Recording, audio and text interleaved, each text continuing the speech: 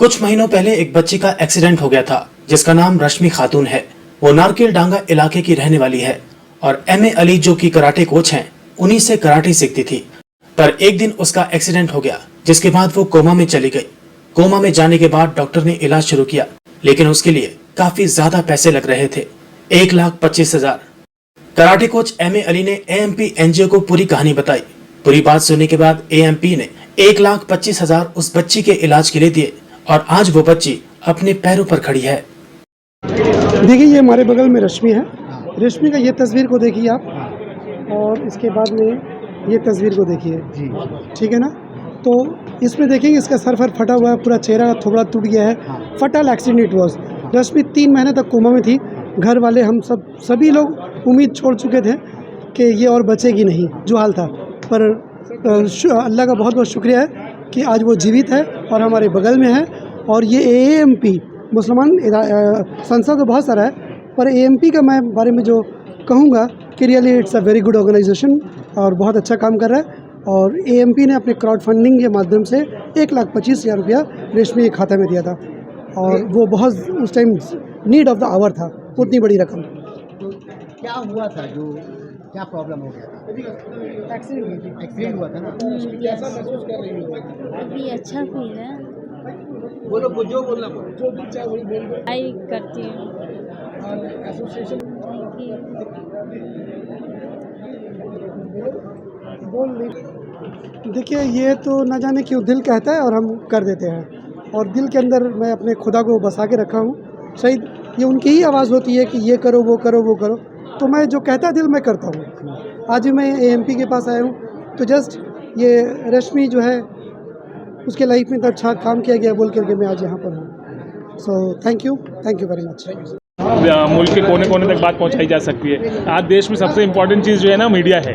Media के लोग साथ दें, जिसका साथ दें वो जो है हवा में उड़ सकता है, लेकिन हम हवा में उड़ना नहीं चाहते। हम चाहते हैं कि हमारी ये जेन्युइन कुछ प्रोजेक्ट्स हैं जिनको आप लोगों तक पहुंचाने में हमारी मदद करें। सर, एएमपी का इतना बड़ा ह्यूज नंबर देखने के बाद आप लोग का मेहनत, ये जो दिक्कत तसल्ली, मतलब अच्छा लगता है, मतलब we feel proud of it कि हम लोग कुछ कर पाए हैं। लेकिन ये जो है ना, सिर्फ सेटिस्फाई करके कंफर्टेबल होकर बैठने का लेवल नहीं है।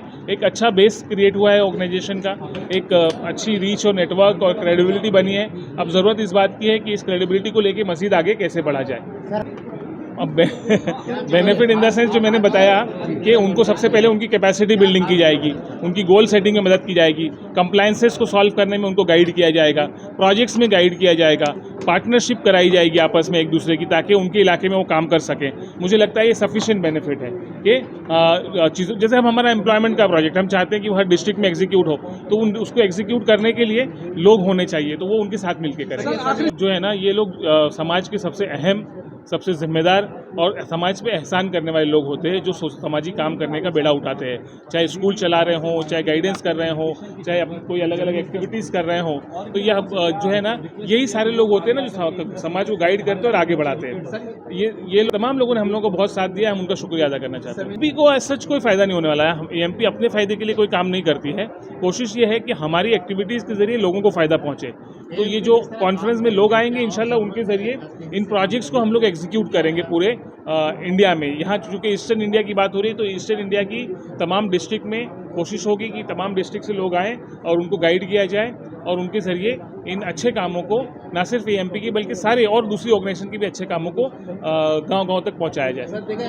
बिल्कुल, यही एग्जैक्ट क्वेश्चन है। मैं हमेशा से अपनी बातों में, तकरीरों में ये कहता हूँ कि शहरों में तो फिर भी हालात ठीक है कि वहाँ कुछ लोग मौजूद होते हैं जो ये काम करें, लेकिन गाँव पे, स्लम में, है ना, छोटे छोटे शहरों में ऐसी इनिशिएटिव्स नहीं होते। आप बहुत सारे डिस्ट्रिक्ट बताऊँगा जहाँ आज तक करियर गाइडेंस के सेमिनार्स नहीं हुए हैं, है ना। तो ये हमारी जिम्मेदारी है कि इसको लेकर जाएं। ये होगा कब? जब इस तरह की ऑर्गेनाइजेशन को हम साथ इंशाल्लाह ला पाएंगे।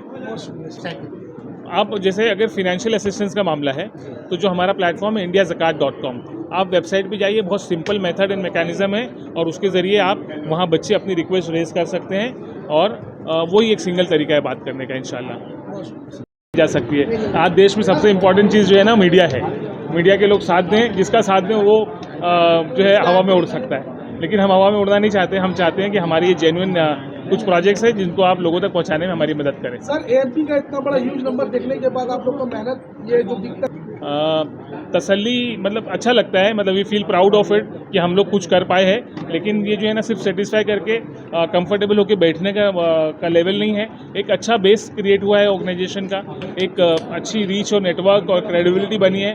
अब ज़रूरत इस बात की है कि इस क्रेडिबिलिटी को लेके मज़ीद आगे कैसे बढ़ा जाए। अब बेनिफिट इन द सेंस जो मैंने बताया कि उनको सबसे पहले उनकी कैपेसिटी बिल्डिंग की जाएगी, उनकी गोल सेटिंग में मदद की जाएगी, कंप्लायंसेस को सॉल्व करने में उनको गाइड किया जाएगा, प्रोजेक्ट्स में गाइड किया जाएगा, पार्टनरशिप कराई जाएगी आपस में एक दूसरे की, ताकि उनके इलाके में वो काम कर सकें।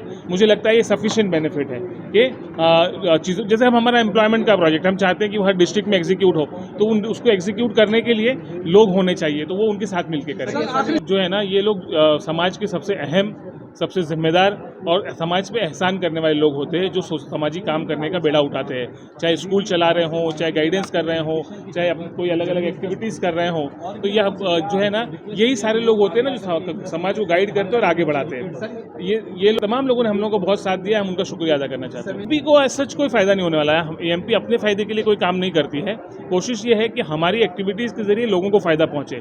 तो ये जो कॉन्फ्रेंस में लोग आएंगे इंशाल्लाह उनके ज़रिए इन प्रोजेक्ट्स को हम लोग एग्जीक्यूट करेंगे पूरे इंडिया में। यहाँ चूँकि ईस्टर्न इंडिया की बात हो रही है, तो ईस्टर्न इंडिया की तमाम डिस्ट्रिक्ट में कोशिश होगी कि तमाम डिस्ट्रिक्ट से लोग आएँ और उनको गाइड किया जाए और उनके ज़रिए इन अच्छे कामों को न सिर्फ एमपी की बल्कि सारे और दूसरी ऑर्गेनाइजेशन के भी अच्छे कामों को गांव-गांव तक पहुंचाया जाए। बिल्कुल यही एग्जैक्ट क्वेश्चन है। मैं हमेशा से अपनी बातों में, तकरीरों में ये कहता हूँ कि शहरों में तो फिर भी हालात ठीक है कि वहाँ कुछ लोग मौजूद होते हैं जो ये काम करें, लेकिन गाँव पे, स्लम में, है ना, छोटे छोटे शहरों में ऐसी इनिशिएटिव्स नहीं होते। आप बहुत सारे डिस्ट्रिक्ट बताऊँगा जहाँ आज तक करियर गाइडेंस के सेमिनार्स नहीं हुए हैं, है ना। तो ये हमारी जिम्मेदारी है कि इसको लेकर जाएं। ये होगा कब? जब इस तरह की ऑर्गेनाइजेशन को हम साथ इंशाल्लाह ला पाएंगे। आप जैसे अगर फिनेंशियल असिस्टेंस का मामला है तो जो हमारा प्लेटफॉर्म है indiazakat.com, आप वेबसाइट पे जाइए, बहुत सिंपल मेथड एंड मैकेनिज्म है और उसके ज़रिए आप वहाँ बच्चे अपनी रिक्वेस्ट रेज कर सकते हैं और वही एक सिंगल तरीका है बात करने का इंशाल्लाह। आज भी हमारे बच्चे एजुकेशन हासिल करने के बावजूद उनको सही से दिशा नहीं मिल पा रही है, उनके पास ज़्यादा नॉलेज नहीं है, अवेयरनेस की कमी है। एएमपी एक ऐसा प्लेटफॉर्म 15 सालों से बनाया है कि पूरे हिंदुस्तान के इलाके में काम कर रही है, नॉन प्रॉफिट के साथ काम कर रही है, एम्पावरमेंट पे काम कर रही है, इकोनॉमिक डेवलपमेंट पे काम कर रही है, एजुकेशन पे काम कर रही है, स्कॉलरशिप दे रही है। तो ये 2 दिन का जो NGO कॉन्फ्रेंस होने वाला है, तो वो ये बहुत बड़ा इम्पैक्ट क्रिएट करेगा।